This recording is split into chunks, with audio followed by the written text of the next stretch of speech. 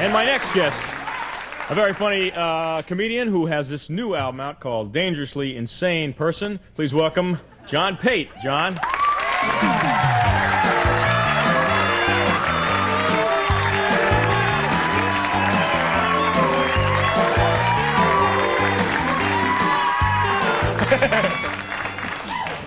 Now you got a lot of hoots there, John. Oh, man, this is great. It's refreshing to come out and hear women go, ow! Well, I do all right with the women anyway. You do well with women, yeah? Well, I'm no TV preacher, but I do okay. Sure, they get all the girls now at TV. So now you've been doing comedy. We started doing comedy around the same time, and oh man, 11 years ago. Can you remember? 11 years ago. How long have you been doing it, Richard? So I'm going to get here. Stand-up? Stand-up comedy? 1971. 71. I know you've been doing it a long time, and I guess when you started in the field, how did your parents react when you said, I'm going to be a comedian? My mom thought it was great. My dad is a fairly serious man, and you have to pick the exact right moment to tell him something like this. So the day I walked in the living room and he was sitting on the floor scotch taping the cat's feet together, so now's the time. See, no, my dad would do stupid stuff like that. He would. My dad built this huge green fence out in our backyard, and he would stand out there and lob balls over to make the neighbors think we had a tennis court. You know, I'll ask the audience this. Now, how many of your dads gave you that stupid story about having to walk to school every day? 5 miles, right, through the snow, with no shoes on, uphill both ways, somebody said. And my granddad would not help out the argument at all. My granddad would chime in and say, yeah, when I was your age, we didn't even have school. I just had to walk 5 miles, turn around, and walk back. And where'd you grow up originally? In Alabama. In Alabama. Sand Rock, Alabama. It's a wonderful place. It's a very small town. Is this a tiny little town? Somebody's tapping a pack of cigarettes there, I think. No, it was a very little town, but we were proud of it. Out at the edge of town, we had this huge mirror that makes the place look twice as big. Oh, sure. Right. But people kept driving into it. Yeah, and of course. amazing. So now, 10 years, I guess, you were on television. I remember a long time ago you did a show, and it's been 10 years since you last... Right, I was on Don Kirshner's rock concert 10 years ago. I did that Anybody show. remember that? Sure, I remember that show. One of our producers worked on that. Well, it's just been a long time. I don't want to overexpose myself. I see. I figure once every 10 years is about enough. So focused comedy. Yeah, actually what happened was I did 7 years, isn't it? Yeah.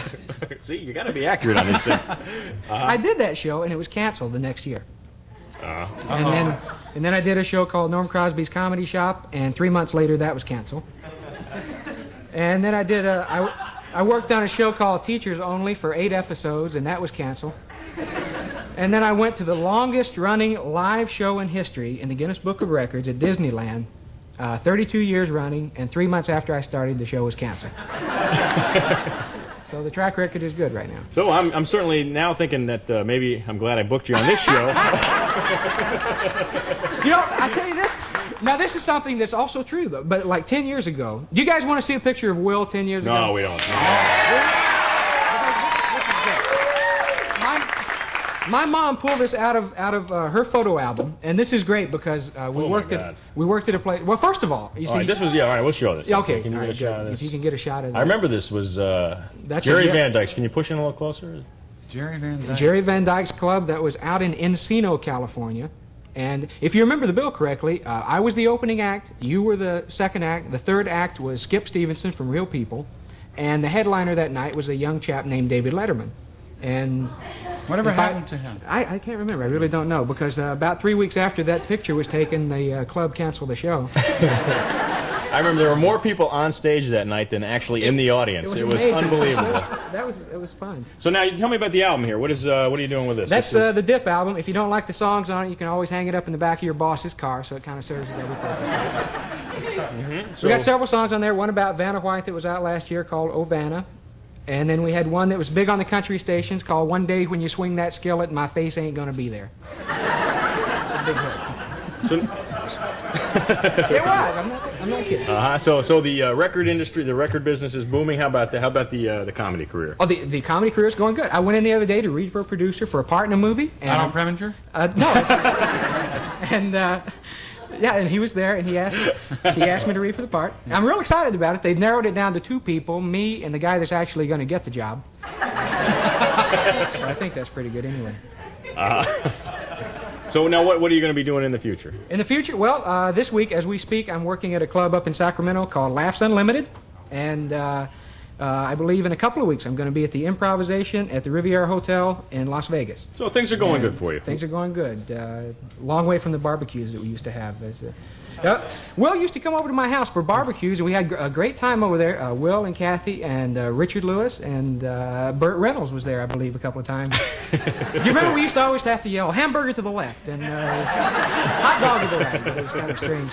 Well, yeah, that bird. Well, thanks for showing this picture to everybody. I'm pretty frightening looking in this. John Pate, good to see you again. Good luck to you. Thanks for being here. Good luck with the album. We got to take a commercial break. We'll be back with more of our program after this.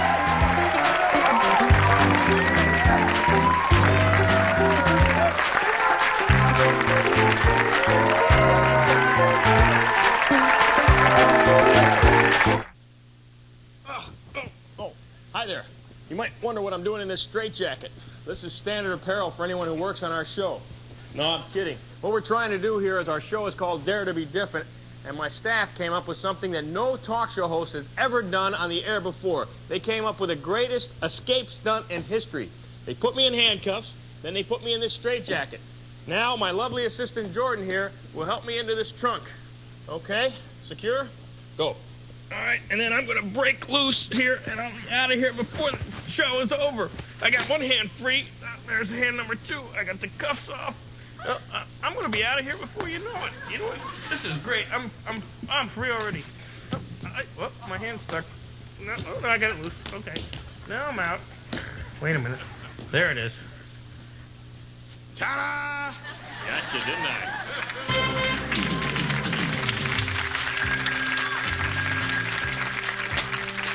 Daddy, please.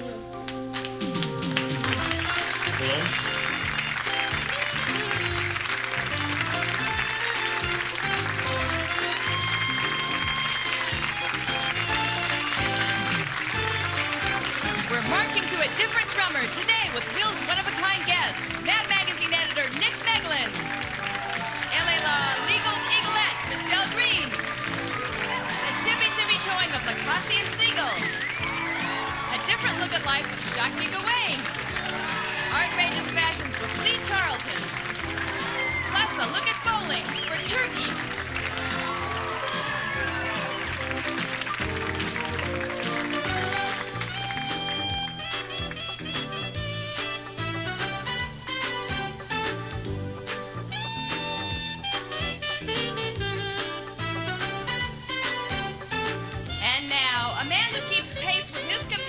And marches to a different drummer. Will, he's really one of a kind. Shriner! Hello. How are you?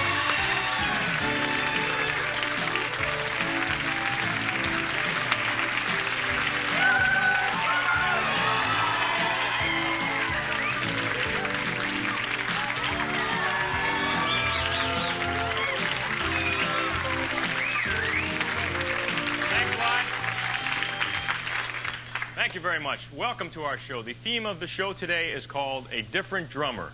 And we're going to talk to some people who lead unusual and sometimes provocative lives. My first guest is a living example of someone who definitely marches to the beat of a different drum. He spends most of his time with cantaloupes and toilet bowl cleaner, but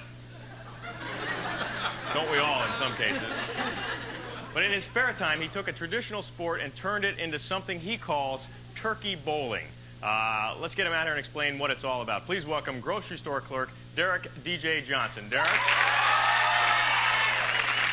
how you doing? I'm doing great. How are you? Doing great. Doing great. Okay. Head out here tool down to. It sounds like a great idea, but for those people that may not have had a chance to try this at home, what exactly is turkey bowling? Turkey bowling is a real sport that the night crew clerks do at night. We have nothing else to do at 3 o'clock in the morning. You know, we're taking our lunch. So we said, yeah, turkey bowling. So you came up with this idea, and you guys line up, what, a dozen, 10? 10 2-liter soft drink bottles, and you have to have the frozen turkey. Frozen turkey. It has to be frozen. Has to be frozen. Is there a particular size that's better for bowling than? I roll about a 14er. 14-pound bird? Yeah. And a particular type, a butterball better than, say, a... Yeah, butterball because it has the net with the handle you can see. Oh, I see. You have to have the handle because you can't drill the holes in these. So you don't have a drill at the store. Now, do people generally find that these birds are a little more tenderized when they get them home? Oh, definitely. Definitely. Slides right from the floor onto your table. That's how we do it. So it's good eating then. Well, why don't we get started? Why don't you show me your technique, and then perhaps you can explain exactly the... See, the key is it isn't how many you knock down. It's the form. Oh, it's the form? You have to have the form. Professional form.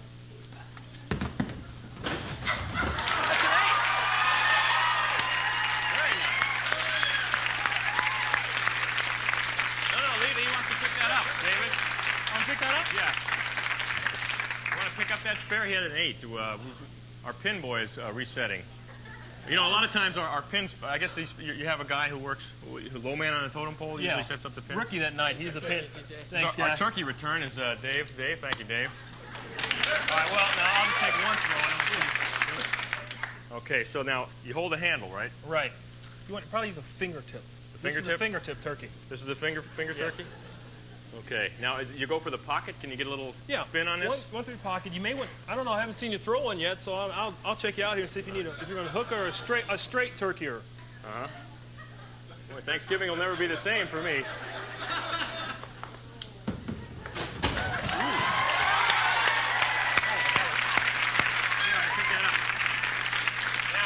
See, it didn't come back in. It didn't come back in. Well, you know, I hooked for that pocket, but the bird apparently had its own little curve to itself. Now, do you ever have these soda bottles exploding in the store? Once in a while. The only thing we have to worry about if the pin guy gets thirsty, drinking the 5-pin, and then it's over. You know, it's tough. It's time to run down the road. Sure. All right, why don't you take another shot? Let's see your technique here. Okay. Is there a league or anything going now? Not real league. We go against other grocery store chains. Some guy supposedly shot at 245. Now, if he bowled a 245 with a turkey, he's in the wrong league. He's in the wrong. Whoa! Oh, the handle broke. We had a turkey blowout here. Yeah, turkey blowout. Whoa! Oh, unbelievable. Well, Derek, this has certainly been interesting. It's a different facet of life. You guys do this in the grocery store. I bet the management really loves this. Oh yeah, I'm on their top 10 favorite list right now. I bet. So is there? Could kids get into this, say, with a Corning hen or something like that? We have a league for kids. The kids use a Cornish game hen and 1 liter bottles. A 1 liter bottle? 1 liter bottle for kids. Okay. Oh, here. Oh, we have its brother. We have the other broken one. Anyway, well, this has been certainly exciting, ladies and gentlemen. Nice hand for Derek Johnson. Very good. Thank you. Thanks a lot. Good luck. Thanks for being here. All right. We got a great show for you today with L.A. Law's Michelle Green, Shakti Gawain, the editor of Mad Magazine, and a special guest, Mad Magazine super artist Sergio Argones, who's going to be drawing sort of I guess, a court report of our show. So stay with us. It's a great show. We'll be back with more of our show after this.